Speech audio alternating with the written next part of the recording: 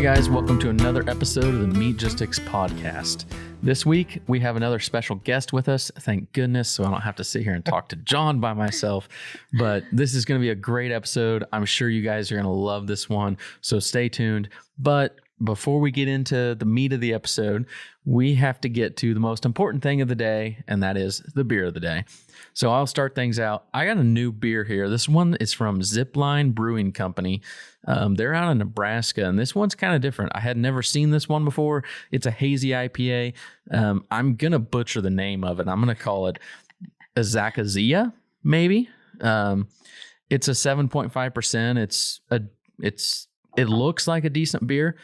Tasting it, it's kind of funky. Like, it's very light for an IPA. It's almost light beer in style and texture, mouthfeel, because I know John doesn't like the word mouthfeel. God, it's terrible. It's definitely a very light beer. That is light, it's right, hazy. John? Yeah, it's real hazy, but it's light. But it's a good beer. I'd probably drink it again, but it's just not what I expected out of a 7.5% IPA. But good though. Fair enough. Speaking of unexpected, I don't have that today because I went back to something I'd already had here. This is Thanatos from Crane Brewing, and it's just amazing. I love this beer. It really might be my favorite beer right now. So it's like a sour, but it's got so much going on. It's got like some port taste to it. In fact, it just said, aged in port and bourbon barrels. And it really comes through. And at 11.7% alcohol, I mean, you can't ask for much more than that from a sour, in my mind. Yeah. At least. Hopefully it's really good because that was a very expensive bottle. I will say that. I sent Austin. I didn't go today. That's why I asked for this.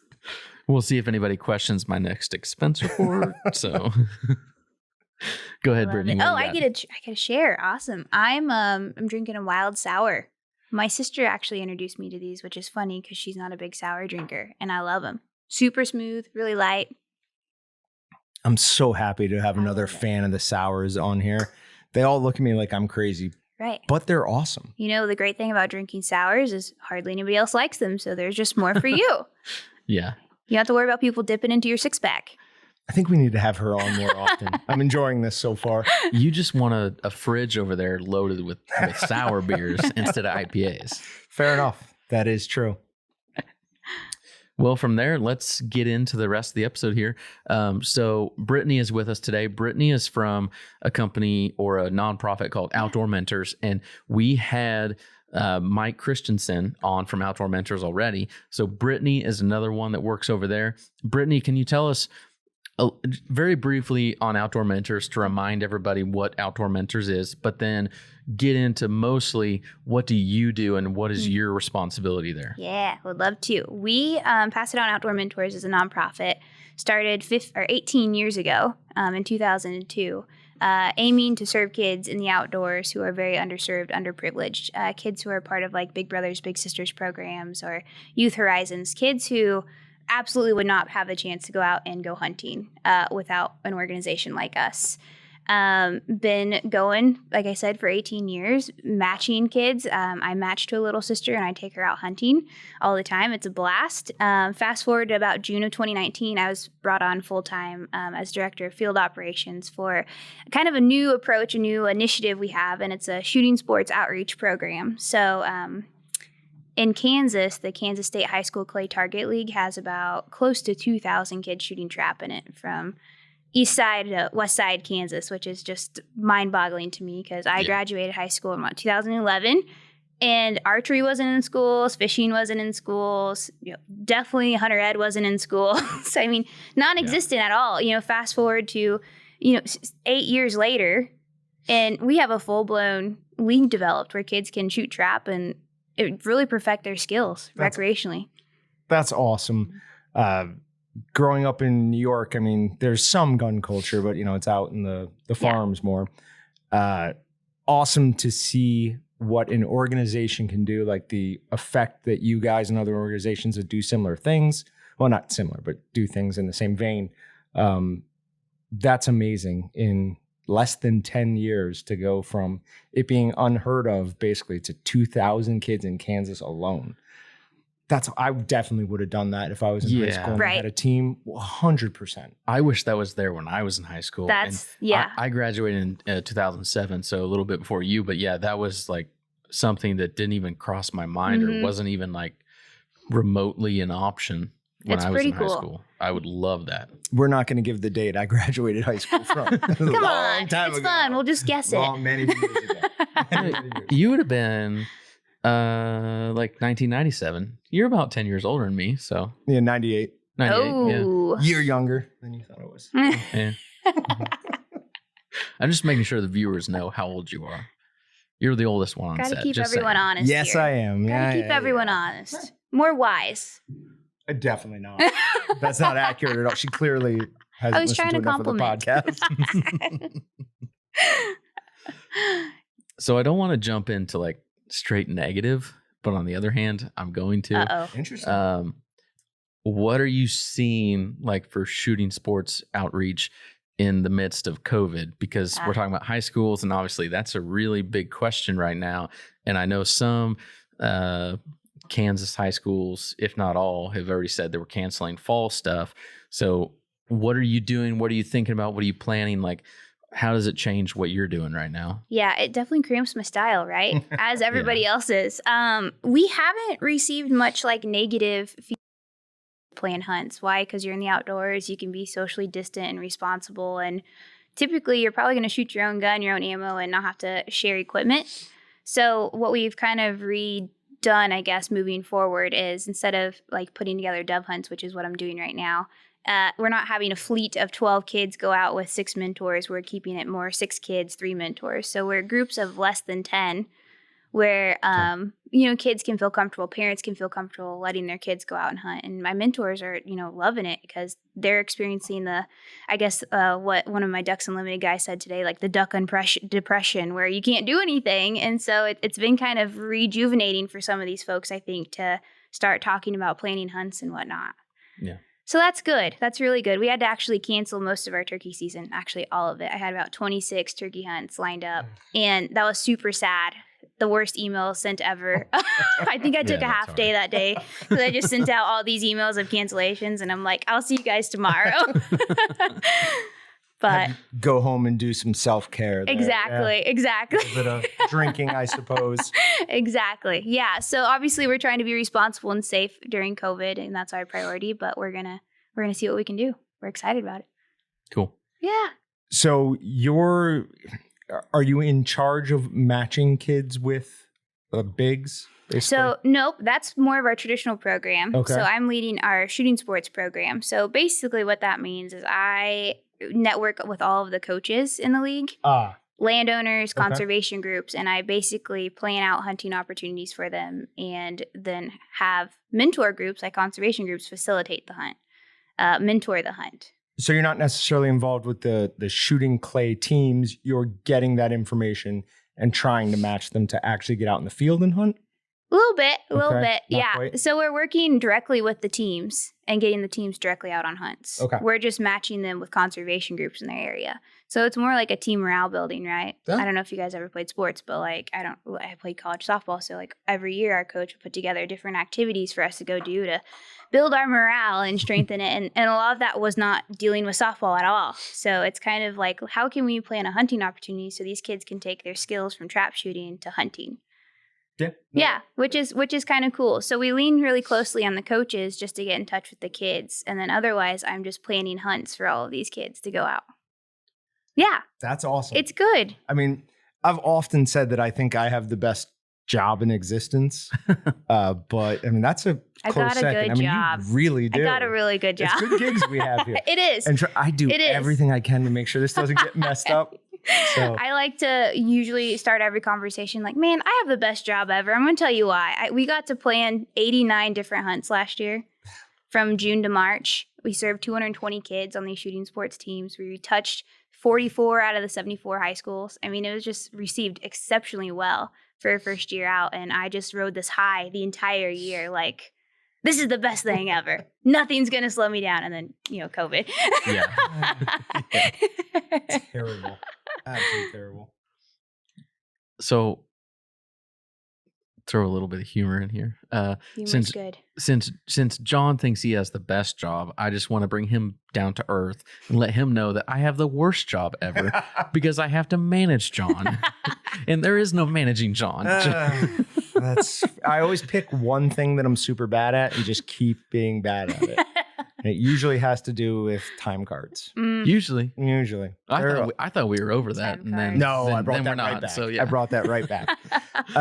So do you find? I mean, obviously there is a correlation between trap shooting, sporting clays, anything, and bird hunting.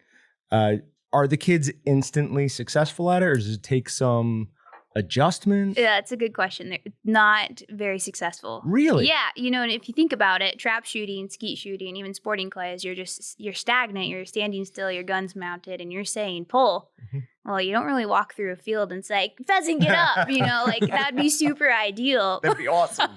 But so we've actually struggled big time, taking these kids, especially with upland. Dove's not as bad because, it's a quick flight pattern type of situation. But we had to basically cut out a dog on point out of cardboard and put it in front of a thrower and have these kids walk toward it. And then we would kind of release the bird behind it, which would be a trap. So they could get used to walking, stopping, mounting, shooting. Interesting. Yeah. Yeah. What's the basic age range of these kids? So the league actually goes down to middle school. So we'll see kids 13 all the way up to, 19 technically is what some high school kids could be. We're also serving some of the collegiate level athletes through WSU and Hayes, Fort Hays State. KSU has a team. There's a couple JUCOs as well. So really on up to 22, 23. Wow. That's awesome. Yeah, it's really cool. Now, what about either trap or sporting clay for you? God awful. God awful. Okay. Terrible. I make everyone feel so good about themselves. I am good for team morale. They're if there's anything, I beat Brittany today. At least you have a positive view on it. I mean, that's worth a lot. My honestly. thing, I'd probably be better if I practice, but I think I'm just supposed to be good when I shoot twice a year. That's not a thing. No. Yeah. Absolutely not. Yeah. The first time I went out with them, we went up to Flint Oak and I shot a 70 and I hadn't shot a shotgun in, I don't even know how many years, many years. So then 6 months ago, I went and shot a 40. Not out of 50, out of 100. I was like, oh, this is terrible. And I just bought a new over-under. And it was my first time out with it. So I'll give that some of the blame. But I was off. So I am worried about going back up at the end of this month. I will say, yeah, you guys are coming to Busticlay, right? Oh yeah, we will not miss that. Hey, don't worry, you'll still beat me. You're fine. Yeah, but I'm gonna be with him, his father, and Dylan. Just tell them they got to wear an eye patch or something to accommodate for you. We have 8 spots. I don't know who's all coming. Dylan is depressingly good. To shoot with him, he'll 3 out of 4 and he'll be mad. You're like, it's so bad for you. Dang. Yeah. To shoot a 70 at Flint Oak the first time, that's impressive. That's good. That's very I'm not good. sure I've ever shot a 70 at Flint Oak. Technically, it was a 69, but I just round up. Yeah. I give myself that extra. You get a mulligan, in golf, right? Yeah. I'm sure there was one shell that was defective and didn't actually do it, right? Yes. So, yeah. That's a thing. I think so. Anything to make you feel better, John. Anything to make you feel better. I am excited for this year. So to kind of touch on that, I guess, because that's one of the big fundraisers for outdoor mentors. I know you guys had to cancel it at first. Yep. And that was depressing because I was looking forward to 70 degrees and 80 degrees. Mm-hmm. And now we're going to be out there in the heat of summer. But do you want to talk about Busticlay real quick and kind of what that's about and what we do? We've hosted it at Flint Oak now for 18 years. Jeff is wonderful to work with, and usually it's an overnight thing, so it's super fun because people come out. We have a nice steak dinner, big ol' auction. People get a little rowdy, and then we wake up at the butt crack of dawn on Saturday and shoot knockout, and then we shoot the course and kind of come back together and give out awards for top pledge earners and things like that. So we did have to cancel from early May, all the way down to August, Saturday, 29th, I think is what the date is. Yep. Yeah.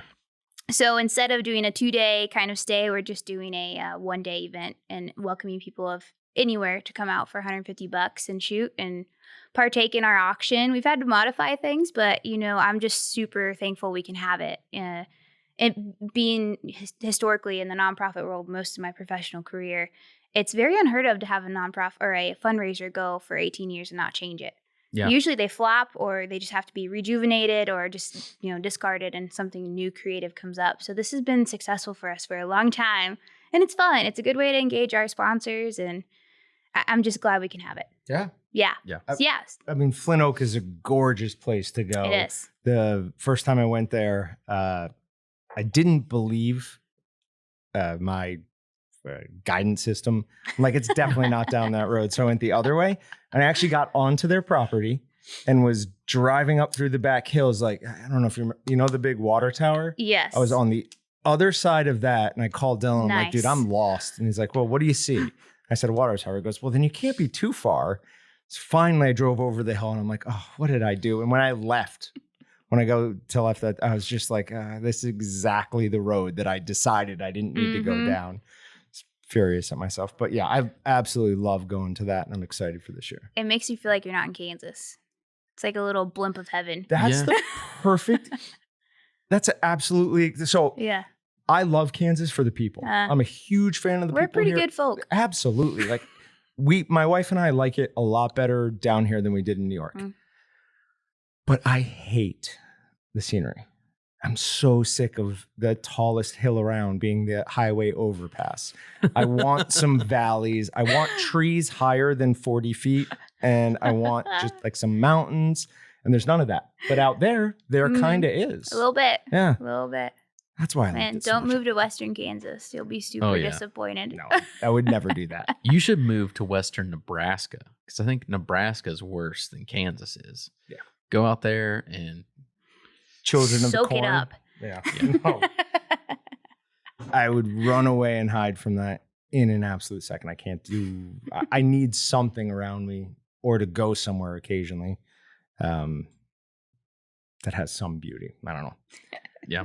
So from do you have hunting dogs? Do you have No, I don't. no hunting dogs? Nope, Okay. I sure don't. So when you're going, can that be a challenge? If you're going pheasant, do you have to like rally somebody with? dog? We have some stellar volunteers in our Okay. program. So typically when I mention quail hunting or upland hunting, pheasant hunting in general, I have hands like go straight up like, hey, I'm available for the next 55 weekends. Like, call me. So that's really not an issue, surprisingly. And I think that it's part of the access situation we have here in Kansas where it's sometimes hard to find land. So it's like when we have an opportunity for youth to go and potentially mentors to hunt with these youth, they're like, yeah, why would I not go? This is great for my dogs. It's great for me. It's great to pass on my knowledge to another kid who might be a future dog owner, might be a future upland hunter. Yeah. And so what you said, passing on knowledge there. Yeah. Whereas COVID has put the dampers on a lot of stuff. One thing, and we've said it ad nauseum, that it has done is it's made people start thinking about where's my food coming from and how can I get food outside of the food supply chain. Mm-hmm. So there's been an increase in hunters and it's been fairly significant. I mean, obviously we've sold but the U.S. has sold a ton of guns this year, like record numbers. Now, not all of those are hunting. Some of them are self-defense, but absolutely at least a decent amount of them are going to be new hunters out in the field. So for anyone who may be somewhat new to hunting, but has some experience, because I imagine they have to minimum pass the hunter safety Yeah, course. Okay. for sure. So what does it take for somebody to get matched and go out and take a kid hunting? Well, really not much. Okay. So if it's a youth perspective, right, have hunter ed and you can sign up and we'll figure out how to plan a hunt in your area or just include you on opportunities that are already planned in your area. For people who are wanting to be matched more specifically, it's kind of a more traditional process, more thorough process. And we basically would connect mentors like you to a Big Brothers, Big Sisters in your town, and they would kind of do the back end of that. And then you, as a mentor, could take your kids out like on a one-on-one basis. Our programs, the shooting sports program, is a little more unique because we're not sending kids out like one-on-one. So youth and mentor, it's a group. Yeah.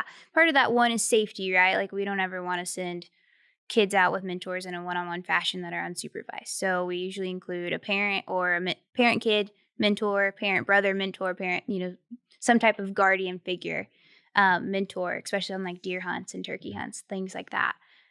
So it's really easy to get involved with our shooting sports program because there's not much binding contract wise. Like you're not signing up for a year-long commitment. You're not signing up to, schedule so many hunts in your day. We're just reaching out to you when we have a hunt planned and seeing if you could mentor it. So there are kind of two options for people who want to get involved as a mentor. I think it can be defined differently, so I think people can leave it up to their own judgment to figure out how involved they want to be. So if somebody wants to get involved, what's the best way to start? Are they going to reach out to you directly? Are they going to... Okay, so... Yeah, so me, Mike Christensen, all of our, stuff is on our website and our social media to reach out to us, either phone, email, messenger, whatever's easiest. And we can kind of start walking them through that process. Cool. And we'll do social media posts on the day this comes out with all that information to make sure that that's as easy as possible for anyone listening. Because, I mean, we said when Mike was here, but there really isn't a better cause that you can get behind in this. I mean, you're taking underprivileged kids, and I said on the last one, we'll say it again, you're giving them what may be their first positive interaction with a firearm. For sure. And you're giving them some responsibility. I mean, Mike talked about it quickly, but he said the trust that you're showing in these kids by handing them a weapon, a live weapon, may never have had an adult do that to them before. Yeah. So it is important and something I know I've thought numerous times, and I need to just do it. Just do it. It's for the kids. Yeah, right. I mean, I don't have kids. Yeah. I'm afraid of them before they get about 8. Oh, perfect. Well, yeah, become big. You have no idea. Kids just die sometimes. What do I do if my child dies? I can't deal with that. But once they get to 8, they're like, okay, you're here. You can keep your head above water. Like my nieces and nephews, before they were 8, I was like, in that age, whatever, the age of reason, whatever that is. But once, you can start having conversations, you're like, oh, there's interesting things going on there. Like you have thoughts and stuff. So this coming from someone who does not have kids. It's funny. To piggyback off what you said, though, like the importance of that, like and sense of obligation as adult hunters, like responsible adult hunters who are committed to the sport, right? I think that's fair to say. Of these kids who are shooting trap, there's, like I said, close to 2,000 of them. And we've really nailed down and started surveying these kids. And of 80% of them said that they've gone hunting. And I was kind of curious. I'm like, that seems really high, right? I know we're rural. It's Kansas. You've probably shot a gun at a jackrabbit once or twice or whatever that looks like. Maybe that's hunting to them. But digging in deeper to these kids, 57% of them said they've been hunting for less than 3 years. So that means they literally probably got their hunter ed card and went out once or twice. Dug a little deeper, 55% of them go less than 3 times a year, which is mind-boggling to me because they have everything they need to go hunting. They have hunter ed. They're an incredible shot. They typically have like a gun safety class. They're networking with groups of people who probably own land. So we're really disconnected here. And it's kind of like, I like to tell people it's like our responsibility now to share that knowledge and that opportunity with them because they're the future of American hunting, right? If landowners like their land the way that it is, I always tell them like, well, you got to let these kids on here so they can learn to respect it the way you do. In conservation groups, we need to find some more people to join our chapters. You gotta make friends with these younger kids because they're going to be your future, chapter presidents and youth coordinators. I mean, without them, we're in trouble. Yeah. Beyond just hunting. I mean, that is everything. So trying to set these hunts up, what type of person, what type of landowner do you have the most success letting kids on their land with? Yeah, we have a lot of opportunities kind of come toward us, but I would say mostly private landowners have been the biggest success we've had. And a lot of them are just, farmers looking to control the deer population on their field, or they might have controlled shooting ground that we can go do a controlled hunt on type of situation. So I would say those are most successful. After our first year of program, we had a lot of folks reaching out to us saying, I've got plenty of deer, I've got dove, I've got ponds. Like, why don't you just send a group of kids out here? And phenomenal, because it's great that landowners are being so receptive to welcoming others out. Because let's face it, it's awkward to go knock on people's doors to say, can I hunt your property? I'm so-and-so. It's not a thing anymore, but it's almost like we now have to reteach these kids how to do that because they weren't brought up to do that, because they didn't walk a traditional hunting heritage or journey, I guess you could almost say, like we did. Yeah, it was either Mike or Kurt from BHA, or maybe both of them both said people need to get comfortable going up and knocking on people's doors again. to. And they're not. Yeah. But you do, that's a skill that makes everything else, talking to another person, talking to a camera. Once you've gone and knocked on someone's door and tried to get their attention and get their permission for something, everything else is a lot easier. Yeah. Because that minuscule. Yeah. Yeah. Like, well, whatever. I've gone up with a firearm and knocked on someone's door and asked them to let me on their land. Yeah. Absolutely. Asking you for, this donation is nothing. So no, absolutely. That's it 100%. And I think it goes against the grain of what we're used to teaching our children nowadays, right? Like, don't talk to strangers. Don't go knock on people's doors that you don't know. Yeah. So it's almost creating this like safe space for these kids to feel comfortable on who they're communicating with and how to find appropriate ways to do that. So maybe it's you take your parent with you when you go do this type of situation, or your mentor. Sure. Yeah. And they've got to be, so the mentor, being a mentor, I mean, that requires a decent amount of self-sacrifice. But I've thought it before, I've said it before, you'd never really help yourself as much as when you help somebody else. For I mean, sure. There's nothing more rewarding than doing something selflessly and like, oh, I'm going to try to invest in this kid or this person's life. And that is an enormous reward that you get back from that. It's like the ultimate selfless sacrifice. Yep. Yeah. I mean, I got involved back in 2015 with Outdoor Mentors, where I met Mike through Big Brothers Big Sisters, where I interned at the time. Okay.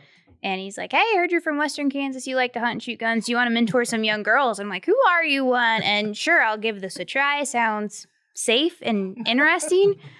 And literally, so we drove a group of kids up to Harveyville, Kansas, where we went on turkey hunts. And we're driving through the Flint Hills because it's scenic and pretty. And we're showing these kids like everything, right? And I have this kid in my backseat freaking out. He's like, Britt, what is that? What is that? And I'm like, it's a cow. And he's still looking at it. And he's like, no, that thing right there. I'm like, maybe there's quail or something. I don't know. Anything running around in this pasture. I'm just not seeing as I glance over.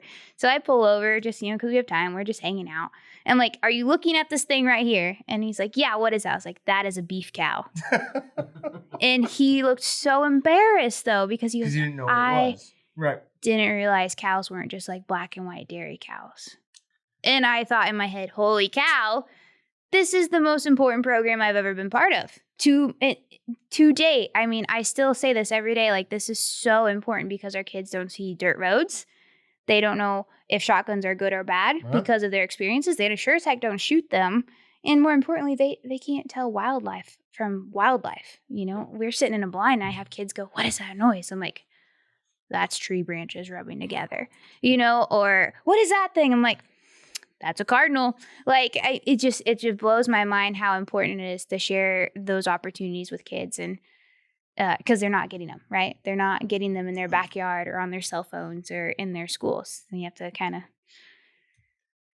And that's the big one, is probably, and I sound so old saying this, is the cell phone. Right. These kids are, and adults too. Let's not just say it's just the kids. Sure. People are so addicted to their technology. It's absolutely terrible. And I mean, dang so I was actually looking over you to say, I know I have a problem, but yes, you definitely do. I listen to audiobooks and podcasts because I walk my dogs a lot. But other than that, other than listening to something, I don't want a phone in my life. I mean, it's very convenient for, when I'm walking to be able to listen to something else. But there's better things to do out there than look at ESPN or Instagram or, TikTok. There's definitely the TikTok. Snapchat. I'm so mad at you. It's unbelievable. Waltons will have a TikTok account over my dead body, not over me being fired. I will die on this hill. We will never have a TikTok account. These kids doing these stupid, annoying dances. Oh my God, it bleeds over into other things and it just drives me absolutely up a wall. I want to just hand them a fishing pole and be like, go. Experience nature. It's gorgeous. You'll have some fun. There's where you have to take them. Yeah. Right. Sometimes you have to show them. So I live in currently, we're looking at changing this, but I currently live in a HOA and we've got some ponds on them and they actually have some good sized bass in them. And so there are kids that come through and always fine with the kids, but then some adults who didn't live in the area kept coming. So the HOA got involved and they're like, all right, nobody who doesn't live in here fishing or can fish here anymore. And I felt terrible. There were a group of kids that were pulling up in the car. They were obviously like 16, 17. Yeah. And I felt so That's like bad their honey doing it. hole. Right. Like, Crushed. guys, if it was up to me, 100% would let you do this. I support you doing this. But the HOA has said just like none. So Send them over to Cabela's where you got walk-in fishing area next to Cabela's. Wait, what? Yeah. The WIFA? retaining pond? Yeah. Really? Yeah. Very cool. What's in It's there? really nice. Honestly, I have no idea. I've never fished it. I just I'll know it's a find new out. thing. It's a thing. Okay. Not the one behind it, the one on the side, like by 96. Okay. Okay. Huh. I mean, I go there often. Fun enough, fact. So yeah. Well, that is it a can't be great too thing. terribly far from you either. It's But not. No. yeah, you're right. How sad is that though? That opportunity that those kids probably look forward to every day or whenever they go is now taken away from them. Yep. And you know what it was that made people finally kind of snap was it was adults who were coming every day. It wasn't the kids. There's nothing they did. Yeah. And I even talked to because I'm for some reason on the board of my HOA against my will. I do not want to be. I even tried to be like, hey, these kids should be able to come and do this. Like they need something outdoors and positive to do. But it's like, I don't know, talking to a brick wall. They're just like, we don't want them in our yard. Yeah. It's sometimes you have to like try to reverse the psychology of people who have diagnosed the youth population. Like, oh, you darn millennials. I don't know how many times I say that. I'm like, I'm a millennial, but I think I'm all right, you know? and you get to know this younger population. And yeah, they're on TikTok and they're doing all this other stuff that you probably don't like. Or a lot of people are like, this is silly. But they're good kids. Like, and they're like hungry for knowledge and opportunity. And that's why, you know, this program has been so fun because when I have kids texting me and like blowing up my DMs on my Instagram, like saying, can I go turkey hunting this year? That means like to me, that's something that they're craving. They want to do. Like how important could that be like to you? You know what I mean? And I can only imagine for, I was lucky enough to grow up not anything beyond middle class, but not underprivileged. Right. What it's got to be like for an underprivileged kid to feed his family with something that he or she shot. I mean, come on. Pretty cool. It's got to be an awesome. I mean, it gives you the goosebumps. Yeah. Yeah. Absolutely. I when I make something here with something I bought at the store and somebody likes it, I get a rush out of that. Yeah. So, yeah. So do we have any stories that we can make John cry? Nope. No. That was part. We talked outside of this. She can't do it. That was the Mike story. I made a list of stories to make people cry, and I threw it out before I came. Oh, thank you. Hamburger helper story. That's a thing. I mean, it's and Mike too. Like Mike's so passionate. Like I call him the mentor guru. He's like my mentor in life. He's phenomenal. I look up to him in so many capacities. So for him to still get choked up over that story, telling it just tells you how passionate he is about getting these kids out and serving them. And I think I kind of got a taste of a little bit of that finally, in like the sensitive way he did this like past January season. So I've been mentoring this girl named Kanaya. So here it goes. Yeah, for a She while. said no, but here it goes. So Kanaya's super cute. She was like 11, 12 years old when she took Hunter Ed with us. And this is the first year I got involved with Outdoor Mentors. So I'm like super green, trying to be all chummy with the kids and like fit in. And she was adorable, like just gravitated toward her right away. So she took Hunter Ed. We went up to Glen Elder, did this like youth pheasant hunt. And she was teeny tiny, like barely cold the shotgun well. Like I was kind of concerned. I'm like, she did great though. Like so good with hunter safety, like just phenomenal gun handling skills. And I never doubted her once we got going. But she shot her first bird and she carried it around like a baby. Like like literally walking around the house we were at cleaning birds. Like, I shot this. I was like, it's a dead bird, right? Like, and I just had to think to myself, like, man, to be 12 years old again and just have that super cute, like, nurturing over nature kind of. Even though I killed it. Yes, exactly. Like, even though I took this awesome. thing's life for the sake of food, I still love it so much. I'm going to carry this baby. So fast forward, Kanai and I went on a few other hunts throughout the years. And then in 2018, we went to Wyoming for an antelope hunt. Awesome. Wow. So cool. And this girl just blew my mind, just did so well climbing through the hills of Wyoming and being persistent. I mean, she hunted 4 hard days. And on the last day, was able to finally take a shot at one of her antelopes and shot at 200 yards, dead center, dropped it over on its side, and just gorgeous antelope. And that was really cool for me to experience as also another mentor like next to her. But fast forward to this last January, believe it or not, I've not shot a deer before. I love deer hunting. I take a lot of kids instead of myself, apparently, or I just fill my schedule with silly other things. And I'm like, oh yeah, the deer season was last week. So we're in the deer blind in January, and I had this unique opportunity where Kanaya could hunt first. If she shot, then I would have a chance to shoot. I'm like, okay, this is great. Like, let's focus on you. And I'm kind of excited myself, thinking this could be fun. So she shoots, knocks one down, great shot. She's all hyped up. I'm hyped up. I said, okay, let me trade positions with you, and I'll just, get on the gun, because we only had like 30 minutes left until sundown. So I'm like, it's probably not going to be my time. Long and behold, this old doe came walking out, and I'm like, it's happening. I was so excited. I got buck fever over a doe, like, just because I knew, and I could hear Kanaya in the background, like, oh, there it is. It's coming in. Like, she was now replaying, like just spouting all of the information I'd ever given to her over the years back at me. And I was like, my eyes are getting teary and watery-eyed. And it's not that big of a deal though, but it was. And I was able to shoot this doe. And I mean, she was hugging me and like being my hype man. It was just That's awesome. Phenomenal. And so to this day, like, we'll tell that story and can I be like, yeah. And Brittany shot her first deer, and she'll now tell me the whole story about how she seen it. And it's just so cool, because I know I've been doing that for her for so many years, but now to receive it back, it's like, ugh, makes you all ooey gooey inside. See, and that's a kid who, I mean, obviously you can't tell the trajectory of a child's life, but the fact that you were able to intersect with her at an important young age, and you obviously did something right, because it seems like she doesn't hate me. It seems like she's growing up into a good, positive person. I mean, that's what is really, I mean, there's a lot of important things about outdoor mentors. Sure. But getting these kids to have a more important understanding of not just their relationship with nature, but their relationship with each other. Right. It is a huge thing. How can you identify with people outside of your family? Yeah.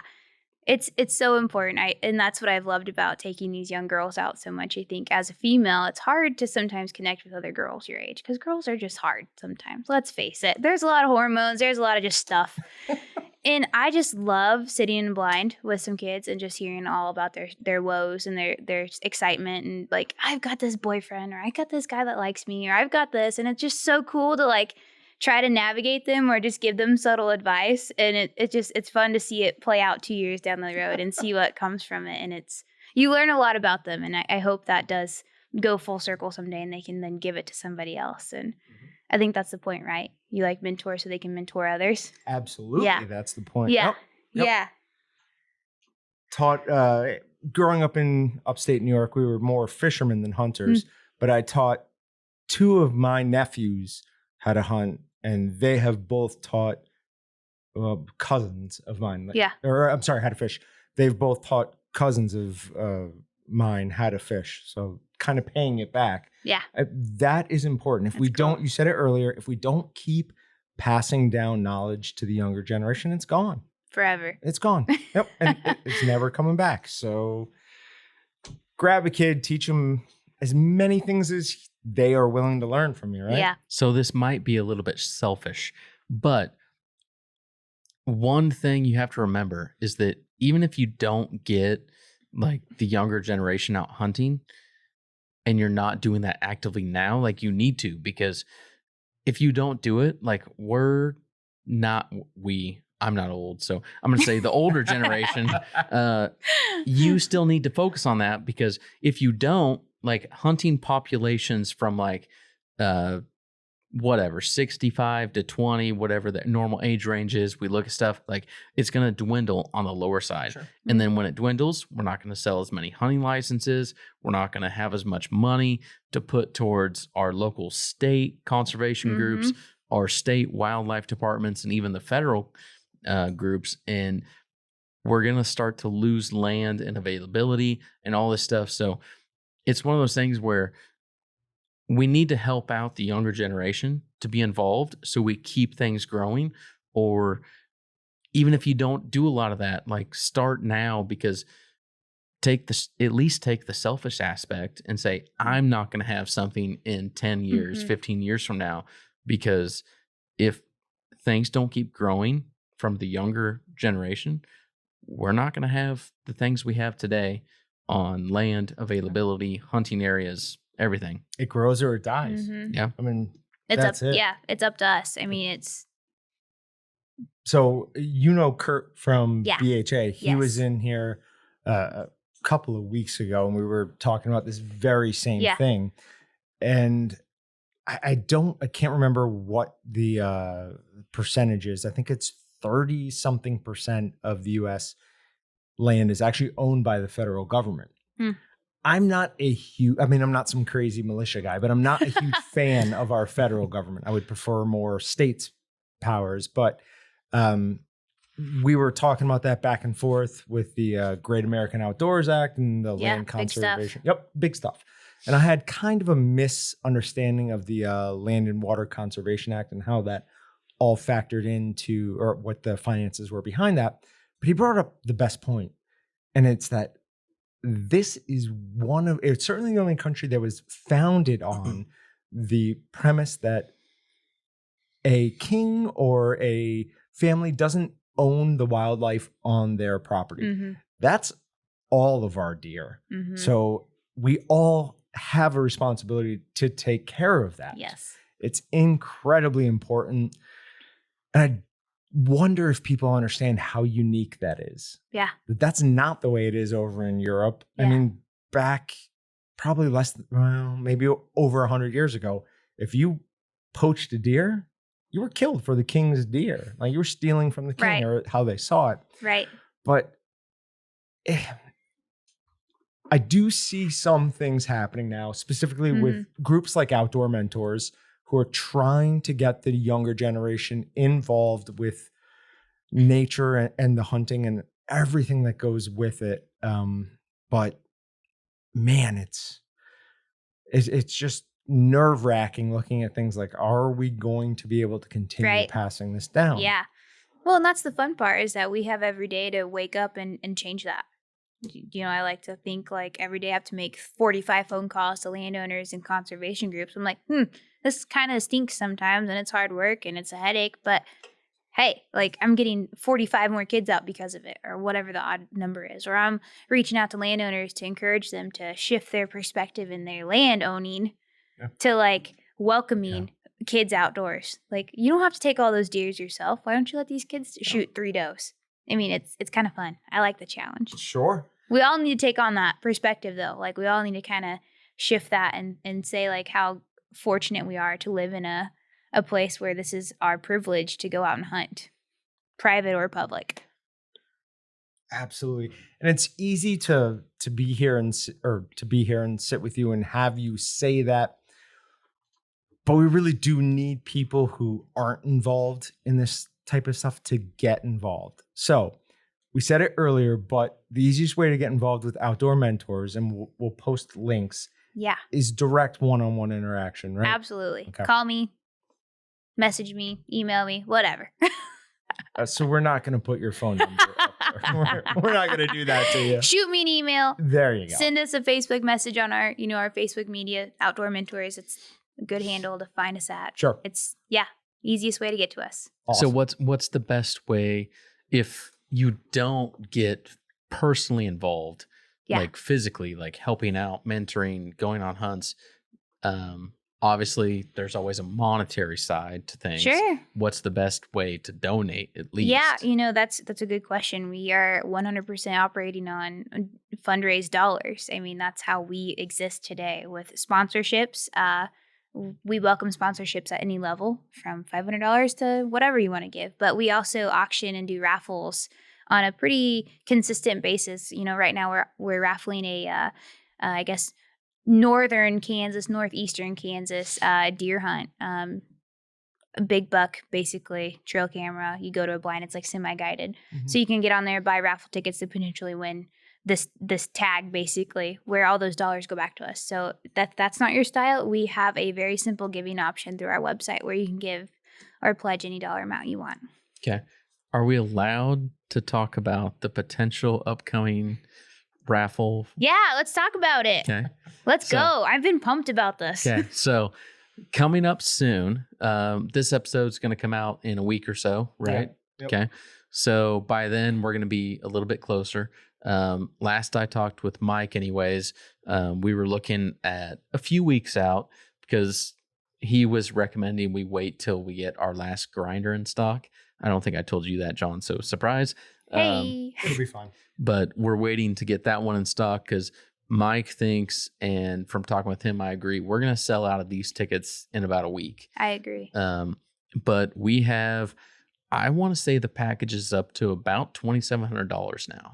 Yeah, I think I added the apron stuff, not thinking about that. So yeah, we're up above that. Okay. Almost certainly. So yeah, we're okay. Let's rephrase. We're pushing $3,000. We're in that area, yeah. Pushing $3,000 on a package of everything you need to make any type of meat product. You're going to have a grinder, you're going to have a stuffer, you're going to have a meat mixer, you're going to have a vacuum sealer, you're going to have all the stuff to go with it. Like everything you need to do your own meat processing at home. They'll literally have every tool I have here in the kitchen. There's That's gonna be nothing nice. I have that you guys won't have.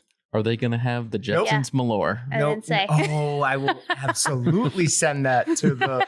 No. If someone wins it This is and they supposed to be send us good a stuff. message and they say I'll send we that. want Hey, Jepson's we Malore, listen we will do to it the too. podcast and we want it. The most foul thing ever invented. We should have done one of these, But it's like half just because empty. we have a guest. Oh yeah, Yeah. because John How and I, foul John is and I it? had to drink Terrible at our jobs. Yeah, it's absolutely god awful. It was a punishment It was. for Ugh. If you for- got something wrong. Yeah. And we kept getting things wrong. God, it's so bad. It's like bitter. Do you want to try it? but Brittany? hot? You don't. sure? Okay. Yeah, I think I'll pass. I know Next we're time. selling it really good here. Next time. I'm super excited about the bitter, sour, god awful So bad. liquid. Oh, I can't even tell what it is right now. Liqueur. It's one saving grace is I think it is like 35% alcohol. Yeah, it's so you a just really- numb your yeah. entire mouth after your first drink. Of after the first it. shot, you're like, well, I guess I could do another. No, it takes 4 or 5. I'm Yeah, assuming that's bad. because I took 2 one time So- because John gave me Two? John. It was 1, but there was enough for I at filled least it- 2. I filled it up to like there. So And was he that drank 3? it all in one go. Yeah, I'm 2, sure. it was 3? at That's least 3. pretty It was bad. hefty. It was bad. Yeah, it was I disgusting. even tried to take it back a little bit, but he wouldn't let me. But anyways, this giveaway we're doing, it's going to have a Weston. Well, it's not just a giveaway. Sorry. Yeah, sorry, we're not a giveaway. raffling. Sorry. It's a raffle. The raffle. It's fair game for everybody. And speaking of raffles, I will also post a link to the Gun a Week raffle, Yeah. which makes my Wednesdays so much more You fun. look forward to it. So much more fun. But so it's going to have a Weston Pro number 32 grinder.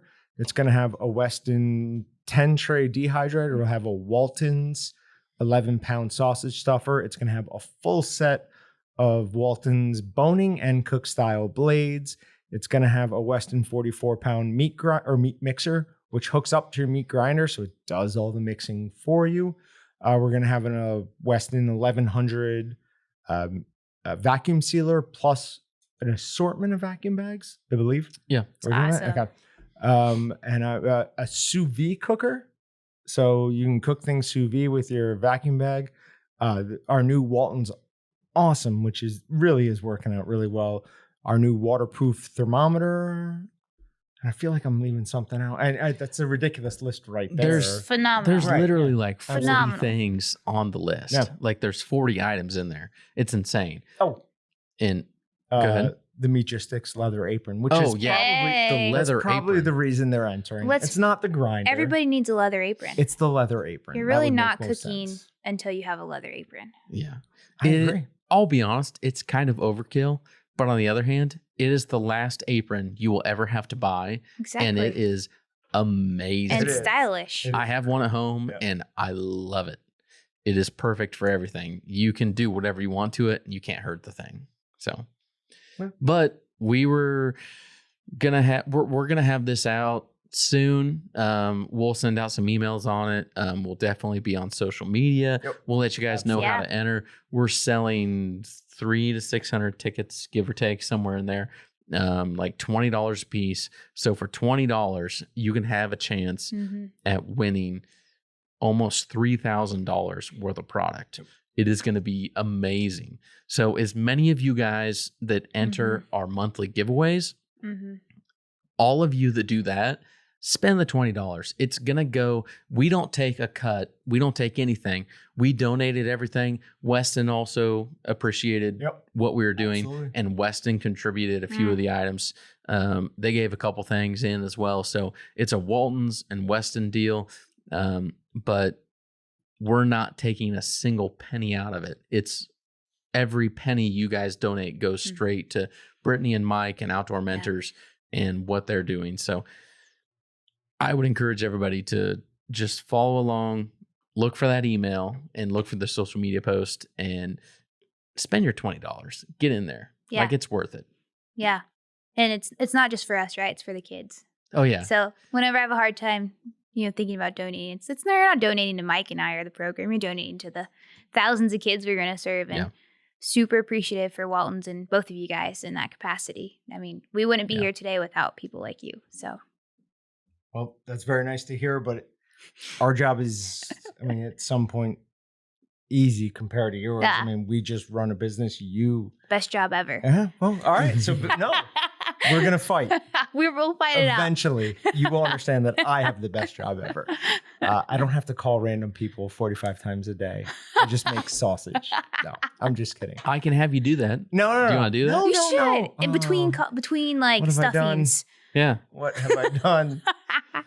I don't have time for that. I feel like I'm going to set up a new task for John. I don't know what it's exactly going to You entail. should just have him but call it's- me and I'll just send him a voicemail every time. So he has Oh, to keep yeah, yeah. calling back. Call Brittany until she answers every day. Yes. I feel like we could work out some sort of side thing here. No, Yeah. I'm You pretty pay sure me I $10 can. every time we I can answer outdo the you phone. Look at on that. whatever's going on. Exactly. And then I relax the rest That'd of the help day. pay off the wedding. All right. So you obviously get out more than the average person Yeah, into the I field. do. What is your favorite thing to cook when you bring it back? Well, probably one. I love dove poppers like the rest of us, but I harvested a turkey this past spring. Seems like forever ago. It was like yesterday, but did turkey leg carnitas. Super fun. Threw the legs into a crock pot and ran a bunch of errands. Came back and pulled it apart and had these really good tacos. What did you put in with it? Just- I cheated the system and I Okay. used a packet taco seasoning, Old El Paso. Fun. Fantastic. Dumped it in there. I'm kind of blanking on everything else. I put like 2 or 3 other things in there. We'll make sure you leave Yeah. with a Mexicali taco There you go. from See, Excalibur. help me. Somebody so has to much help better. me. Yeah, my Yes. wife, as soon as I switched her over to the Mexicali. She's like, "Did you get any of the Mexicali?" She twitches. They come home I'm like, This no. is my thing. Yeah, she loves it. So we'll make sure you leave with Deal. some of that for sure. Deal. Yeah, next time you need seasoning, come in, We know where say, to I know go." John, I know Austin, and we will They hook told you me up to come with because open arms. Yeah. you need to use Walton seasonings from now on. So we will hook you up.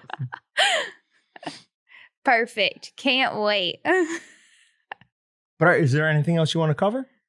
No, I think we covered a lot of ground here. If anyone's, again, looking to get involved in any capacity, if they have a kid, their coach or a landowner, their conservation group wanting to give back in a volunteered event, just reach out to us. We're super flexible. We have 2 part-time employees on the ground too now. Casually forgot to mention that. So we're covering more eastern and western Kansas and hopes to kind of double our opportunity this year. So Cool. yeah, absolutely. All right. So we will put all the links. Go to, well, if you're watching on YouTube, just click the link. It'll take you over to Meatgistics. We'll have all the links, or we'll also put all the links in the description. Yep. And if you have any questions at all, email us anytime at podcast@waltonsinc.com.